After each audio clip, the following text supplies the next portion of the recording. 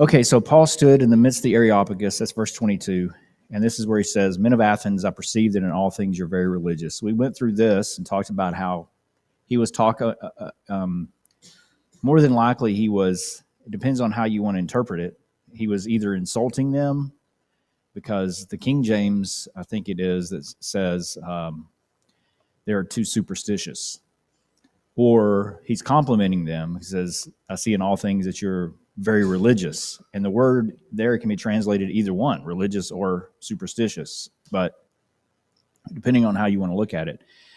So anyway, they evidently didn't get upset with him, so because nobody tried to stone him. So I kind of think he was just giving them a compliment.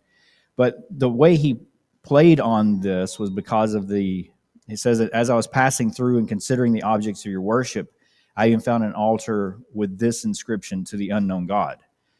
So therefore, the one whom you worship without knowing, him I proclaim to you. And that was, like I said last week, that was brilliant on his part because, or it's 2 weeks ago. Anyway, because now he has an audience who obviously has interest in what he's talking about, because they even created a statue for the one, just in case they missed one, right? And since it's the unknown God, how are they going to argue with him no matter what he says? Because they don't know anything about it. So now he says, this is the one that I want to talk to you about. And of course, then he talks about how that's actually not the case, that God could be restrained to an image like that. God, in verse 24, God who made the world and everything in it, since he is the Lord of heaven and earth, does not dwell in temples made with hands. Nor is he worshipped with men's hands as though he needed anything, since he gives to all life, breath, and all things. Okay, so evidently from what I've seen, there were people here and other places when they would worship gods, and they still do this in different places, but in different religions when they have gods that they worship, quote unquote, they would often clothe them. They would bring food for them and lay it at the feet of the statues, and they would bring drinks and pour them out for them, so that they're taking care of them. Basically, is what happening. And here he's saying in verse 25, he's not worshipped with men's hands. That's a reference to what they would do. They would bring the things and that the gods needed in order to keep them comfortable and make them happy and this kind of stuff. And obviously it's because they couldn't move, right? And he says, the God who's created everything is not limited in that way. He's not worshipped with men's hands as though he needed anything, but he gives to all life, breath, and all things. And so that's actually an argument that he makes. One of the reasons we know that he is not the one, he's not being constrained by not being able to move around, is because he's the one that created life, right? How is it that he could create life and yet not move? That doesn't make a lot of sense. So he's reasoning with them through there. And then in verse 26, he's made from one blood every nation of men to dwell on all the face of the earth, and has determined their pre-appointed times and the boundaries of their dwellings. All right. What's significant about that verse that stands out to you? There may be 2 or 3 things in there perhaps, but what stands out to you about what he says?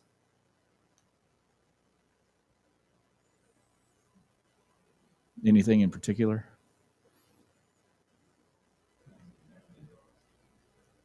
Okay, he made all the seasons. Huh? Okay, right. Who else said something? Said one blood, right? Okay, all the nations of the earth.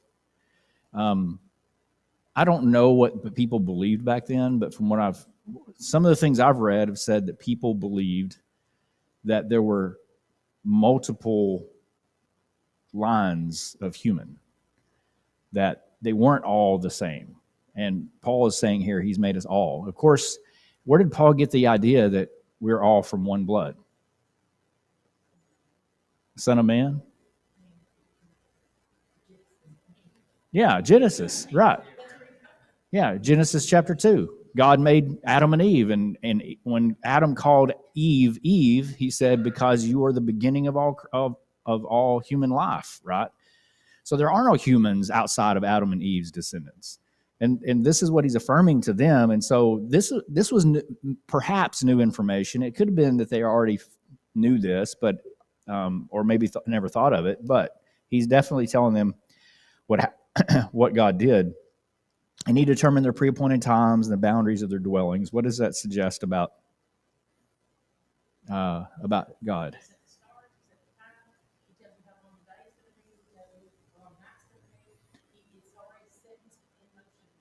Yes. What pre-appointed times is he talking about here? Who's their pre-appointed times? Who's that? Or what's that?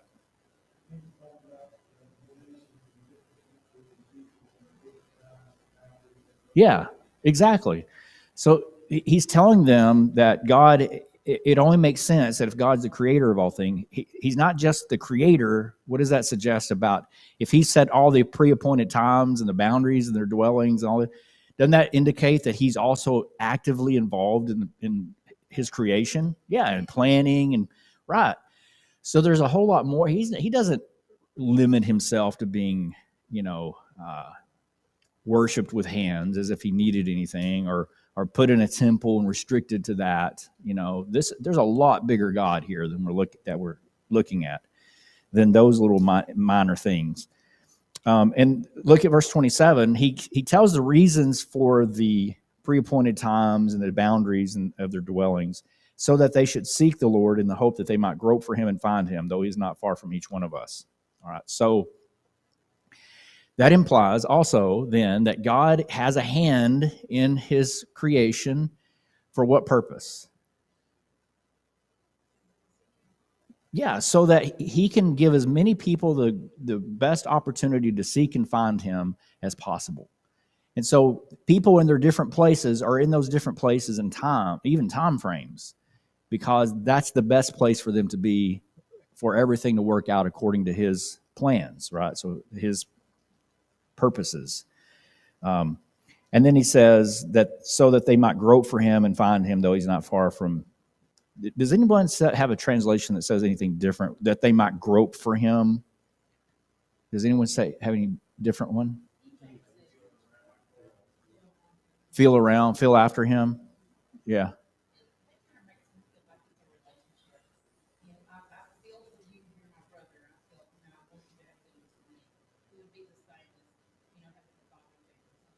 Okay, so it's talking about relationship, and the idea of groping is more of kind of a negative connotation today, but the idea is that you're feeling around in the dark, right? But he's put them in the prime place and time so that as they're feeling around in the dark, they'll be able to find him, even though he's not far from any of us. Why is it that people wouldn't find him then? Maybe they're not looking, right? If he's there and he's close to us, but he does say that they're not far from him. And he says, for in him we live and move and have our being. Okay, that is why he's not far from any of us, because this is the only way that we can continue to live and move and have our being, is because God has created us in that way. He's formed everything, fashioned it all together, not just physically, but also in the time and the place, right? As also some of your own poets have said, for we are also his offspring. And that was a quotation from, don't remember, one of their poets, right? and so this is his point. And if you're looking at this and you're kind of outlining it, his main point so far has been what? What is he actually driving at in this section so far?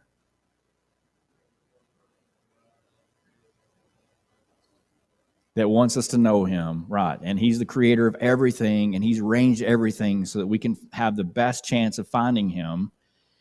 And if you look at it, if you're going to remember, I've covered this before in writing lessons and stuff, if you have the central proposition of the text, the central idea, wouldn't you say that verse 28, for we are also his offspring, is probably his main point?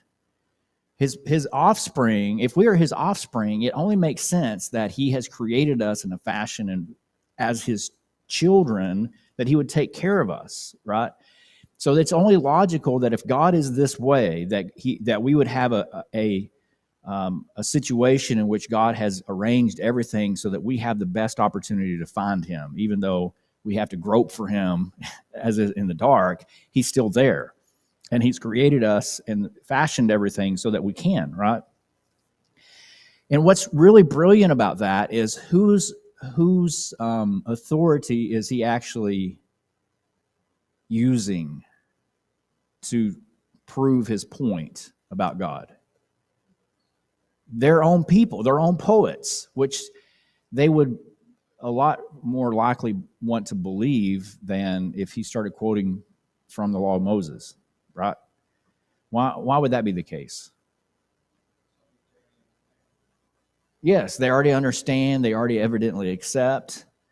And if you don't believe or even know about the law of Moses, I'm sure they'd heard of the law of Moses, but that didn't mean that they accepted it, right? So he's using terminology and phrases that they accept, and then he's building a case based upon it.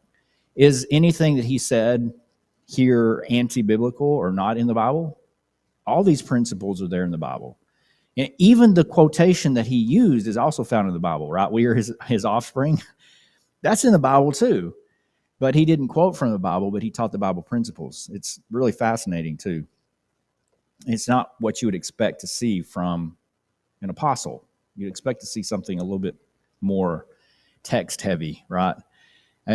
So you read through the book of Romans or Galatians, that's what you expect from Paul.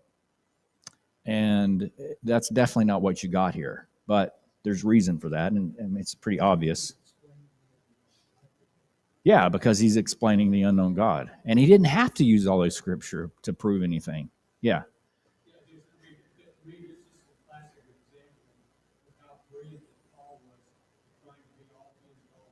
Yeah, being all things to all men. Exactly. And being able to adapt. That's a sign of intelligence, isn't it? To be able to change your method of operation to adapt to the situation that you're in. Yeah, it's pretty good. So therefore, in verse 29, therefore, since we are the offspring of God, we ought not to think that the divine nature is like gold or silver or stone, something shaped by art and man's devising. All right, now he's changing it. He's bringing out even more information, right? And he's directly attacking their idea of gods. He's not attacking any particular God, though, is he? He's attacking the idea of it. So that's a lot less dangerous than if he'd have said, hey, there's Apollo over there, and just started talking about why he was a false god and just going through the list and naming them, right? He could have done that, but he didn't do that. He just simply, if you would accept what he says here, which, okay, if we are God's offspring, then it only makes sense. Therefore, we shouldn't think that the divine nature is like gold or silver or stone. Why is that? Because of what? Yeah, it doesn't make any sense, because look at your children. Are they stone? No, they are what you are. And so if we are the offspring of God, then obviously God is not stone, because we would be stone if that's the case, right? So there's a little more to it than that. I realize it's a little more complex. What he's saying is a little more complex than that, but because God is not flesh either. But still, we have intellect and we have a soul, that kind of thing. And so it would be pretty easy to see how that would change. But he says it's nothing like gold or silver or stone, something shaped by art and man's devising. Okay, so art and man's devising, what he says, who came up with the way those gods looked? Men did. Well, that's not, you didn't come up with your parents' look, right? You didn't invent your parents. But that's what they did, and he's showing how illogical it was for them to think that way. And then he says in verse 30, these times of ignorance God overlooked, but now commands all men everywhere to repent. All right. And then he said, I'll come back to that in just a minute, because he says in verse 31, because he has appointed a day on which he will judge the world in righteousness by the man whom he has ordained. He has given assurance of this to all by raising him from the dead. All right, so there's actually the only information in here that you would say would probably be new to them would be this last part, because this is what they got hung up on. In verse 32, when they heard of the resurrection of the dead, some mocked, while others said, "We will hear you again on this matter." And so he's calling this out. He's introducing one idea. That idea, of course, is what? There's a judgment coming, and what does he base that upon? What proof did he have that the judgment was coming? By raising Jesus from the dead. That's the only thing he's asking them to believe. If they believe that Jesus is being raised from the dead, then they would accept the fact that there's going to be a judgment, a day of judgment. And I would imagine that they probably had some kind of a concept of a judgment day anyway. Most cultures do. They have an understanding that it may be a long series of punishments, but they understand the idea of God's coming and destroying humans for sins and things like that. So what was introduced then was the assurance that was given to him by raising Jesus from the dead. Okay, so let's think about this. What common ground can you see that Paul found with these people?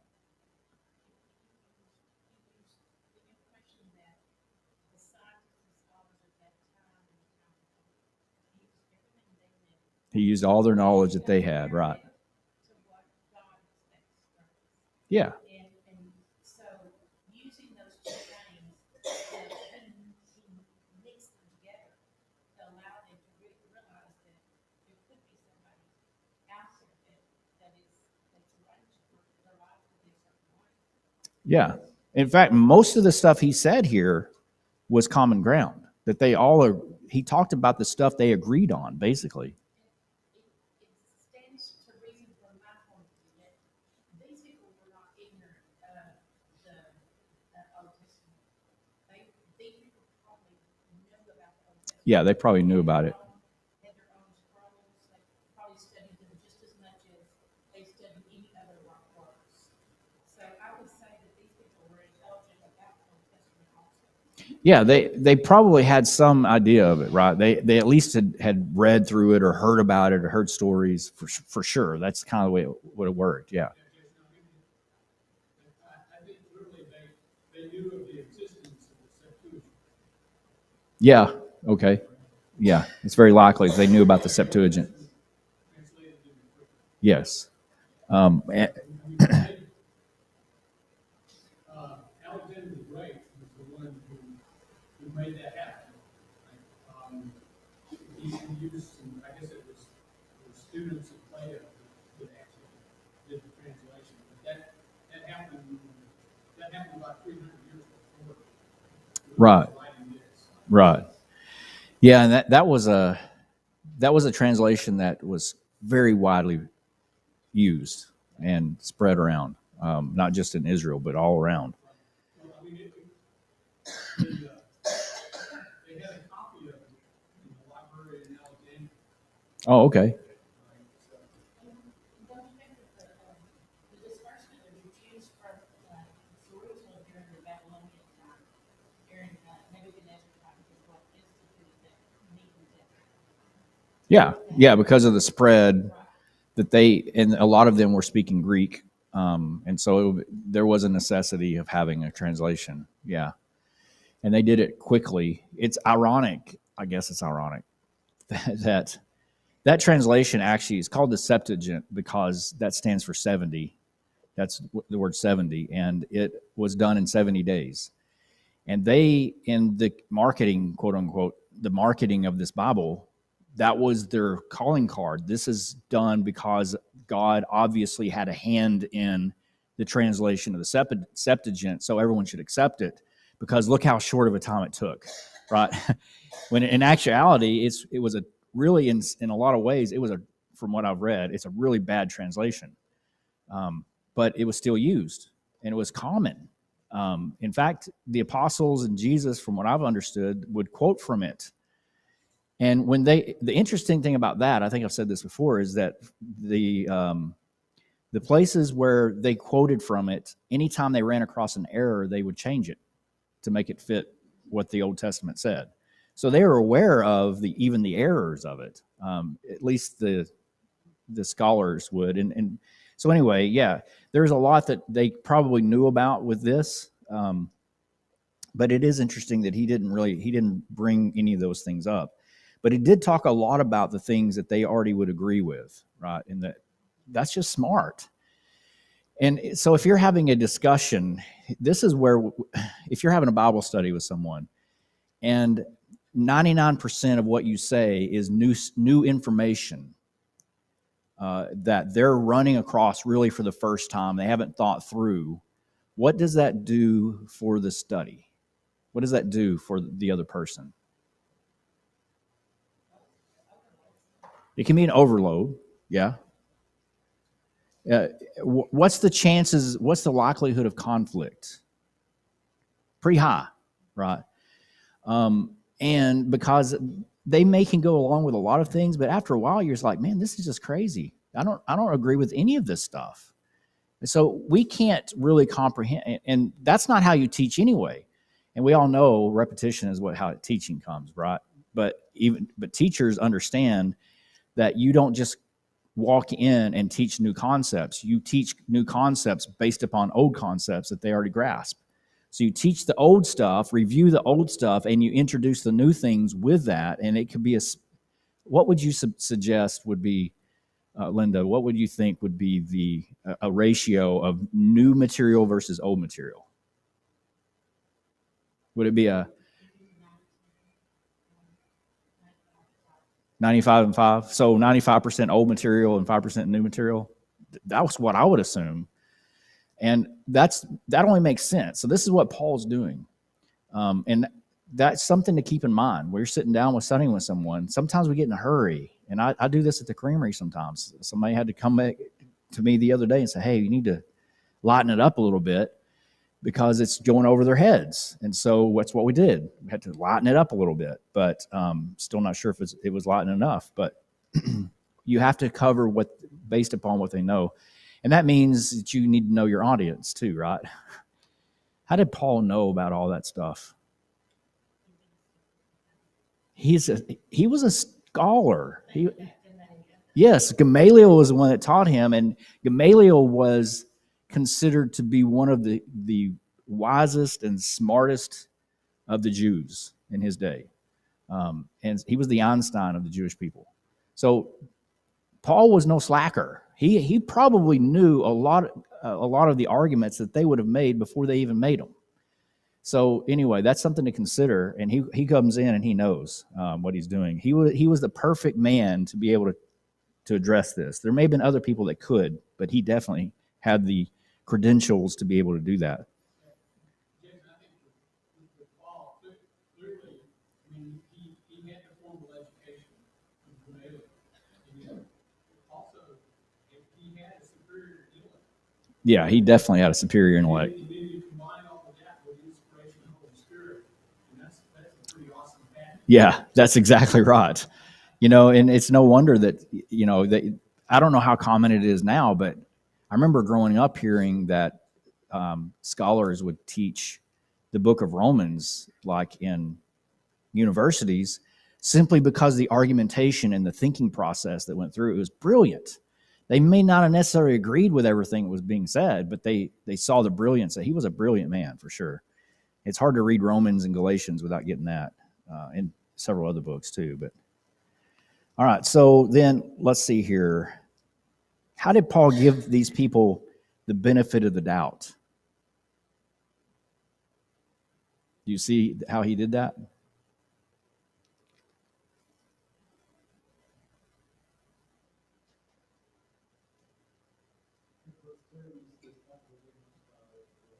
Okay, times of ignorance, not times of stupidity, right?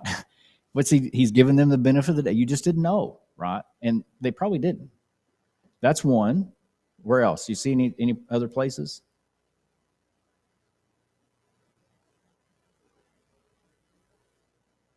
I would assume verse 23, the one you don't know.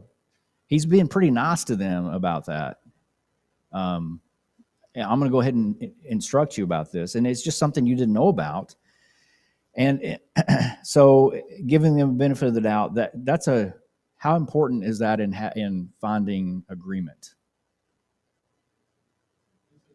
It's a big one. It really is.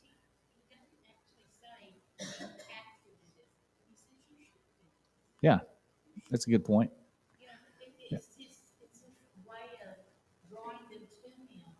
They say, no, you should listen to me because this is really important for your life. Yeah, right. This is important things, and you should learn this, right? This is good for you.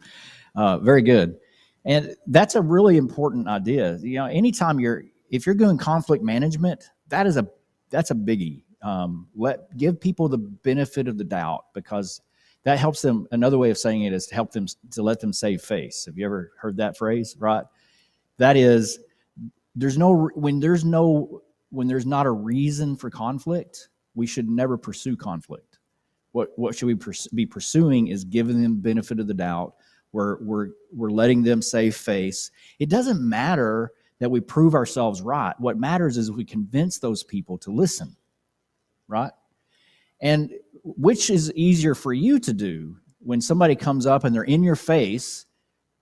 Is it easier for you to listen to that, or is it easier to listen to someone when they're being reasonable and giving you a benefit of the doubt and letting you actually back up and say, you know, maybe I put myself in a position where I didn't want to be. I'm going to change my ideas. Sometimes we make it really difficult for people to change their ideas. We want to hear them say, oh, I was wrong, before we'll let them change their ideas, right? Who cares if they're wrong? I mean, it's wrong. We don't want them to be wrong, but do they have to admit it openly to you in order to repent? No, all they have to do is change their thinking, right? So this is one of the reasons that it's such another brilliant way of him approaching it. He gave them the benefit of the doubt. Let's see. Yeah. We've seen people from different denominations debating, and sometimes that to the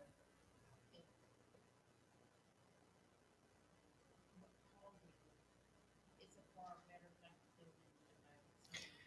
I agree. Debates have good and bad points, don't they? It's a double-edged sword, and it can cause. I've seen people change. I've heard of people changing anyway, and I've also seen them. What typically happens, they get more entrenched, right?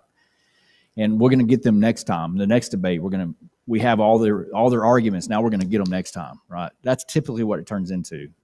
It should be a search for knowledge, but it doesn't always go that way. What did Paul? This is an interesting one.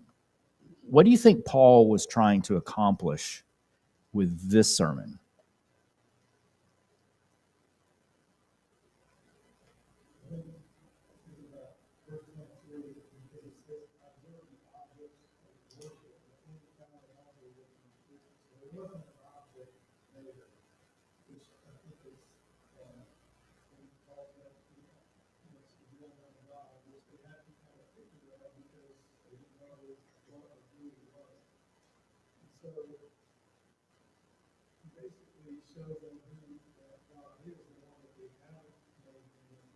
Mm-hmm.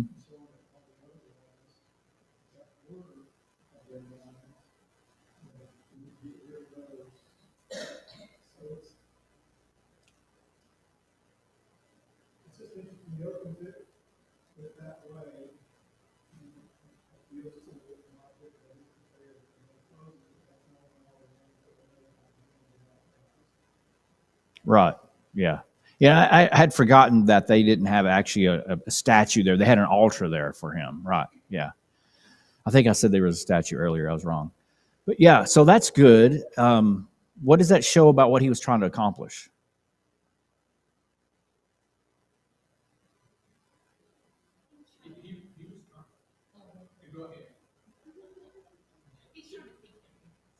Okay. Trying to pique their interest.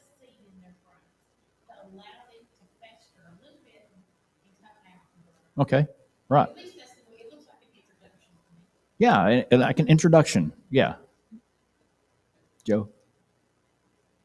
Well, I guess, like I said earlier, I mean, he's really trying to be all things to all men. So that some means he might Yeah. Definitely. He's trying to put the seed there. I think he's trying to put in their head is the ideas that they have about the gods, because that's the first thing that's got to go, right? They have to have a better understanding of who God is. So that's what he's helping them to reason through and say, well, if that's the truth, then there's other things that would result from that, right? And so he gave them a really good way of looking at reality to help them through that. And so that's one very big one. It's interesting that he didn't say, what did he say about the church? Nothing. So that leads me to believe what Linda said. This is, I think he had one intention, and that is, I want to come back. And he was trying to get them to ask him to come back, or at least let him come back, or at least have people come and follow him later and ask questions.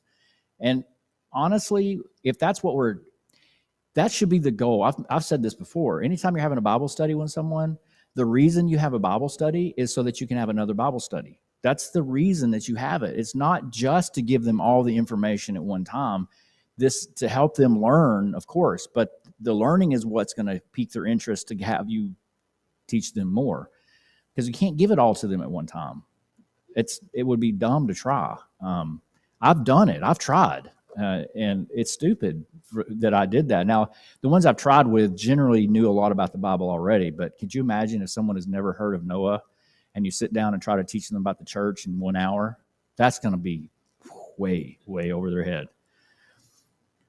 But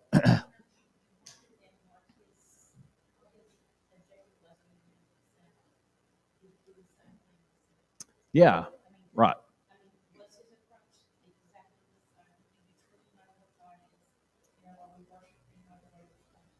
He could have had similar things in the synagogues. I kind of think that he would have been a little bit more advanced in that. But who knows, right? We don't have a... Yeah. Yeah, that's true. So he it seems like he had a plan wherever he was. He's going to use that plan. And again, how are you going to teach multiple times if you walk in and immediately offend everyone? It's not going to happen.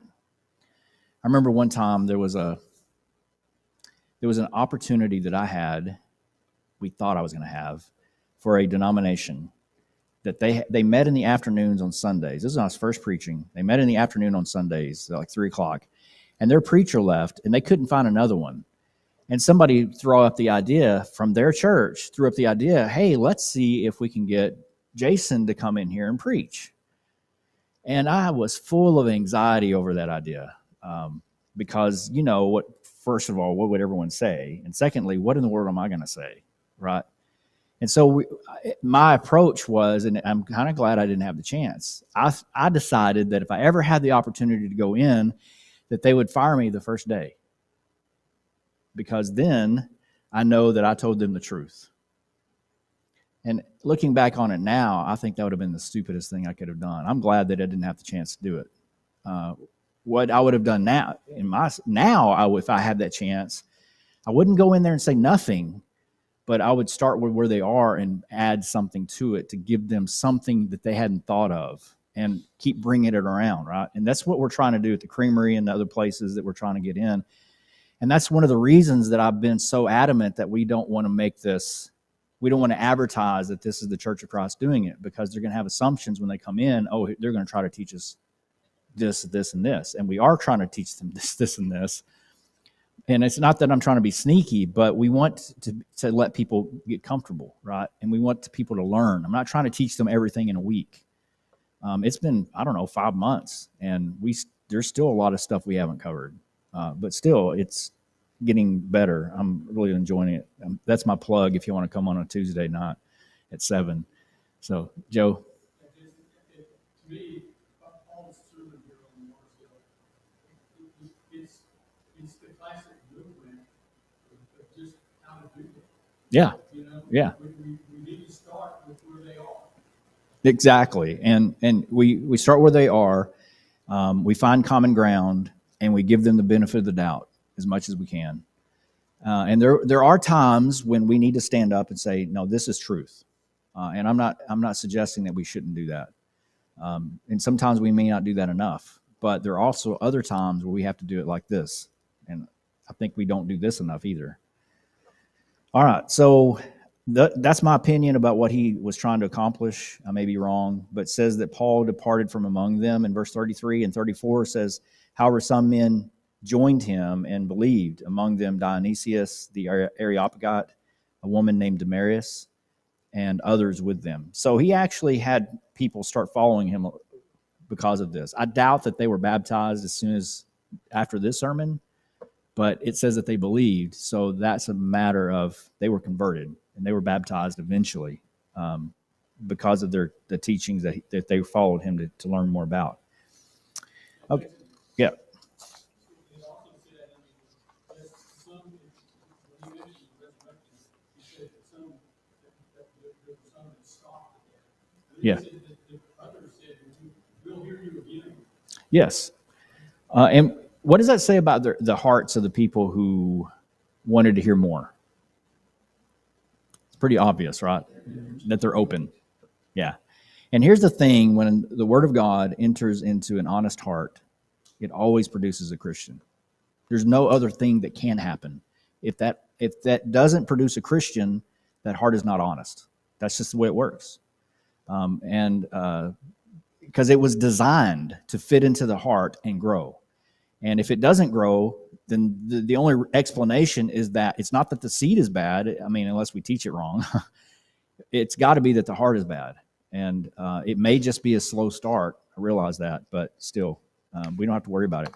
All right, any other comments? Let's move into chapter 18. I love this chapter. This one really gets into showing more of the heart of Paul in the work that he did with people.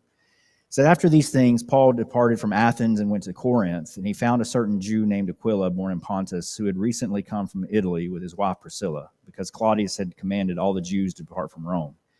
And he came to them. So because he was of the same trade, he stayed with them and worked for by occupation they were tent makers. And he reasoned in the synagogue every Sabbath and persuaded both Jews and Greeks. When Silas and Timothy had come from Macedonia, Paul was compelled by the Spirit and testified to the Jews that Jesus is the Christ. But when they opposed him and blasphemed, he shook his garments and said to them, your blood be upon your own heads. I am clean. From now on, I will go to the Gentiles. All right, I'm going to stop right there because we're going to run out of time, and I want to go over some of these questions. From this chapter, where did Paul, from the beginning, verse 1, where did Paul travel to? Corinth. All right, this is important. He's going to be here for the longest stay so far anywhere is going to be here, at least a year and a half, probably about 2 years. And there are a lot of things that's going to happen. In fact, he's going to write a lot of letters. This is more than likely the place where Paul wrote 1st and 2nd Thessalonians. And there may be some other ones there too, but some of the other ones, the prison epistles, would have been after this, of course. But 1st and 2nd Thessalonians was the first letters that he wrote. And we're going to see here some of the reasoning behind it. So as we get into this, though, it says that he found Aquila, who had recently come from Italy with his wife Priscilla, because Claudius had commanded all the Jews to depart, and he came to them. So I don't know if he knew them before or if he just happened to meet them, but they get together, and it says he was of the same trade. So what was their trade? Tent making. Yeah. And that's the reason, I don't know I guess you probably have heard this, when they talk about preachers who work in a congregation, they can't support him, he has to have a job plus be a preacher. They call that tent makers, tent making. And that's where it comes from. So Paul did this, and he stayed with them and worked, and he reasoned in the synagogue every Sabbath, persuaded both Jews and Greeks. Why would Paul work instead of preaching the gospel all the time? You'd think that would be his full-time job. His only job would be preaching. Why would he work also? There are a lot of reasons we can get into with 1st and 2nd Corinthians, but what were possible reasons that he wouldn't do it, or that he would do it? If you're out in the community doing something for other people, you're going to be making friends with people that you want to convert. Okay, so he could be building relationships. Okay. Someone else had one? Joe? Yeah, I mean, from a very practical standpoint, it may have been a necessity. May have been a necessity. You had to have food. Yeah. So the church really in Corinth didn't exist yet when he got there. So practically speaking, he had to take care of himself. Now, he was probably getting support along the way, but he tells the Corinthians later that he intentionally didn't work. One of the reasons he didn't work, you remember what it was? He wouldn't be a burden to them. Yeah. And so evidently would have been a burden. I think he probably also knew, maybe he figured out he was working at first, and maybe he did this everywhere. He worked for a little while, and then he would eventually stop the work so that he could be fully supported to do the work of preaching. But he didn't hear, and the reason he didn't hear, he actually said, I'm glad that I didn't do it. I'm glad that I had the forethought to not do that, because then they would hold it against him. They'd think that he was robbing them, things like that, by taking their money. So anyway, that's 1 Corinthians chapter 9. There's a big discussion there. And also 2 Corinthians, don't remember, I think it's around 6. But there are a lot of reasons that he could have been doing that. Necessity could have been it. But then if you look at this, where did Timothy and Silas come from when they went to Corinth? Okay, came from Macedonia. All right. Where is that? Where's the verse that says that? Verse 5. Silas and Timothy had come from Macedonia. Okay. Now, here's the thing. Where was Paul before he went to Corinth? Athens. Right. Before that, Macedonia. So Paul's in Athens, and he goes to Corinth, and then Timothy and Silas come to him from Macedonia to Corinth. All right. So this is kind of interesting. Look in 1 Thessalonians chapter 2. We'll probably start here next week talking about this, because it's pretty interesting how you can kind of see dots connecting. 1 Thessalonians chapter 2 and verse 18 says, "Therefore I wanted to come to you, even I, Paul, time and again, but Satan hindered us." We talked about that previously, how that's probably related to Jason and his household, who were put under arrest and they were released on bail, basically saying if any trouble comes in the community because of Christianity, that you would lose your money or maybe be put in jail. So this was a burden to the church there, because now this is an effective way of keeping Paul out. And so this is probably what he was talking about. But then he's so concerned about them. Look in chapter 3, verse 1. It says, "When we could no longer endure it, we thought it good to be left in Athens alone, and sent Timothy, our brother and minister of God and our fellow laborer in the gospel of Christ, to establish you and encourage you concerning the faith." So where were they going to be left alone? In verse 1. In Athens. Okay. He says, "We sent Timothy." So Timothy was in Athens with Paul. And evidently Silas may have been there. He may have been somewhere else. But Timothy came and found Paul in Athens, because remember, Paul was in Athens and he was waiting on Timothy to get there. And this is when he's looking around and he figures that he sees all the gods that are there, and he's compelled to say something about it. Evidently, Timothy gets there and they figure out that there's some bad things happening in Thessalonica. So Paul sent him back. And what did he send him to do? To confirm, to establish them in verse 2. In verse 3, that no one should be shaken by these afflictions, for you yourselves know that we are appointed to this. Look at verse 6. "But now Timothy has come to us from you." All right, where did Timothy come to Paul from them? Where was that? That was in Corinth.